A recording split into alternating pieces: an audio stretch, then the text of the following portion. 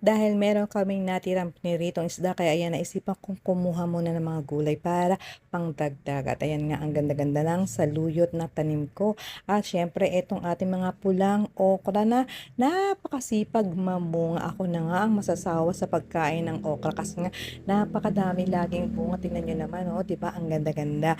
At syempre, hindi natin nakakalimutan 'yan palaging kuhanin para hindi naman masayang kasi nga gugulang. Oh, ayan, tingnan nyo, 'di ba? Ang pula-pula talaga. At meron pa ako ditong berdeng talong. Ayan, yan, maliliit lang talaga 'to kasi nga pagka medyo talagang inintay kong lumaki, gumugulang na siya. Kaya ayan, kinukuha ko na ng maliliit pa.